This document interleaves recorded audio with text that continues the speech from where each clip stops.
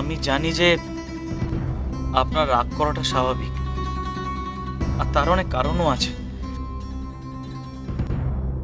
আমি আমার সব অন্যায় মেনে নিচ্ছি,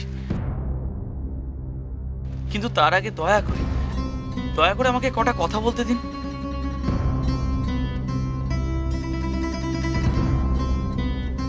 কি বলার আছে বলুন।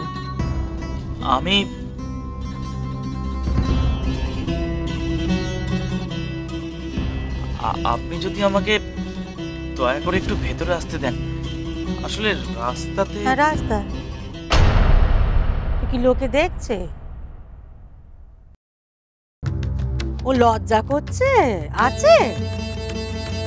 লজ্জা শরম ভদ্রতা সভ্যতা এই সমস্ত বোধ আছে নাকি আপনার? ও মা, তো আমাদের সম্মান যখন ধুলোয় লুটোতে এসেছিলেন এ বাড়িতে প্রথমবার, আমাদের চোখে পট্টি পরাতে এসেছিলেন, তখন ছিল না এ সমস্ত? হ্যাঁ, তখন মনে হয়নি যে আপনার এই সাজানো মিথ্যে কথাগুলো একদিন যখন ধরা পড়ে যাবে তখন আমাদের কি অবস্থা হবে?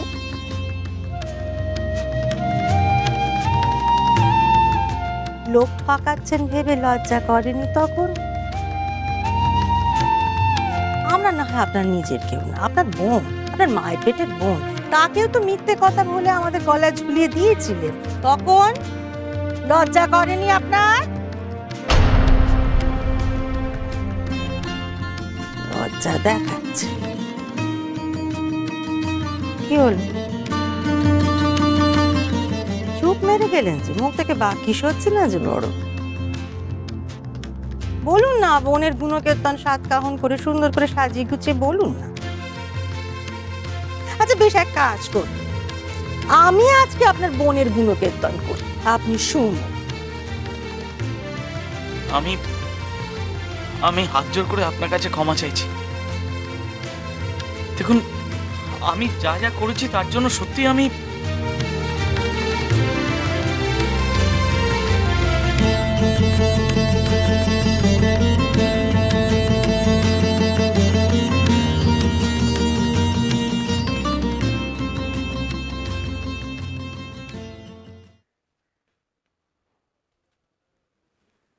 আসুন আসুন, ভেতরে আসুন।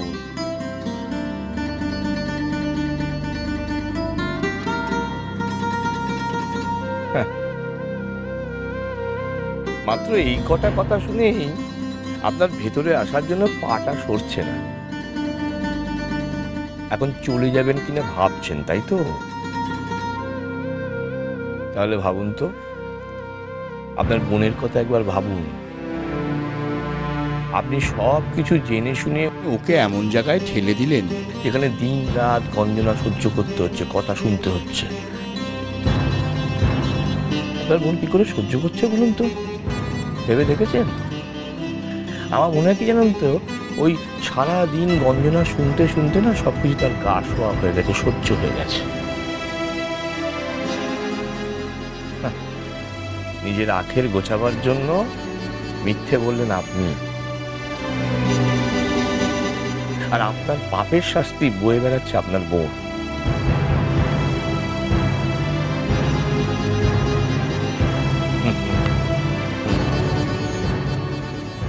দাঁড়িয়ে নিলেন কেন? আসুন আসুন, ভেতরে আসুন। আহা আসুন, বোনের সঙ্গে দেখা করবেন তো ভেতরে না এলে দেখা হবে কি করে? আসুন আসুন আসুন।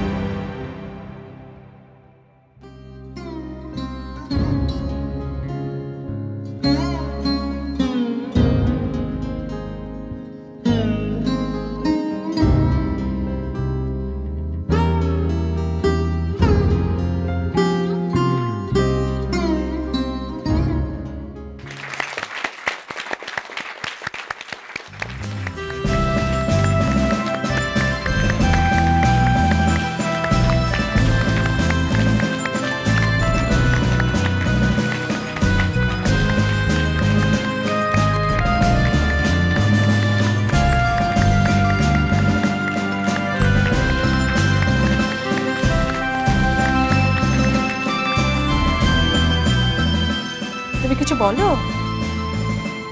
এসো।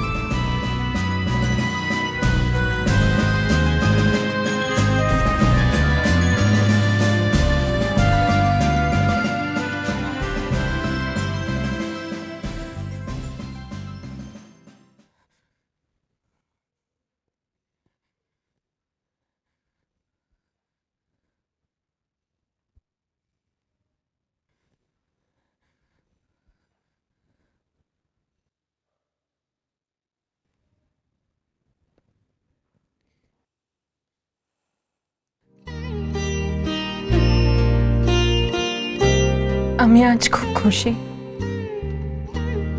আমি খুশি যে আমার মা বাবার স্বপ্ন একটু হলেও আমি সার্থক করতে পেরেছি। আমি খুশি যে আমার উপর আমার প্রফেসরদের ভরসার মান কিছুটা হলেও রাখতে পেরেছি। আমি খুশি যে আমার বন্ধুদের ভালোবাসা, তাদের সাহায্য, তাদের দেওয়া ভরসা একটু হলেও তার মর্যাদা রাখতে পেরেছি।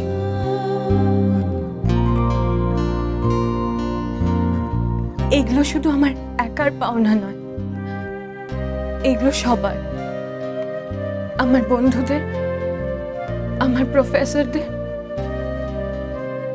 আমার বাবা, আমার মা। Thank you.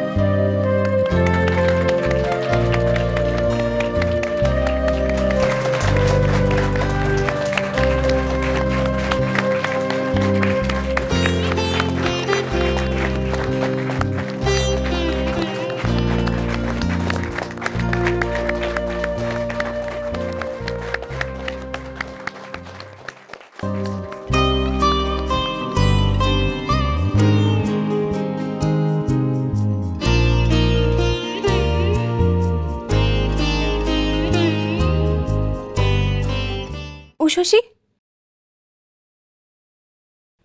কি রে, কি ভাবছিস?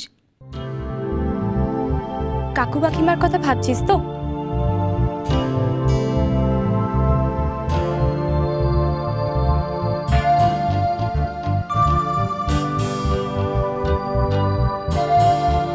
তুই একা এসেছিস?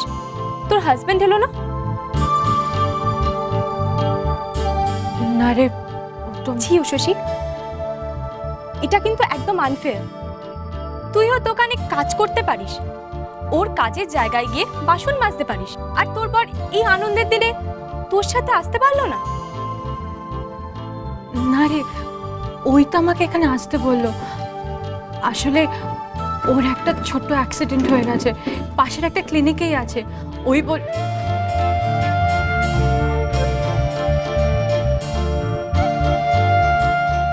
আমার না ওখানে যেতেই হবে গো, কাল না একটা বড় অর্ডার আছে।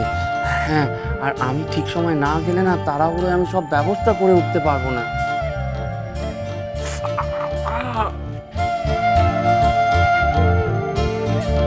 দেখো দেখো কত রক্ত বেরোচ্ছে। না না মা, মা আমি ঠিক আছি তো, তোমরা যাও না, আমি ডাক্তারখানায় গিয়ে দেখে আসছি একটা। বলছি যে শোনো না, ওই বাবাকে যেখানে নিয়ে যাই ওখানেই চলো না। উষসী, এখানেই পাশে তোমার কলেজ না? আমি মাকে সব বুঝিয়ে বলবো পরে। তুমি তো আর এখানে ইচ্ছে করে বা জেনে শুনে আসোনি, এসব হঠাৎ হয়ে গেছে উষসী। আর তুমি দেখো, তার মানে উপরে যিনি আছেন তিনিও চাইছেন যে তুমি একবার কলেজে যাও। আমি তোমার সঙ্গে ভেতরে না গেলেই বাকি, আমি তো সব সময় তোমার সঙ্গে আছি।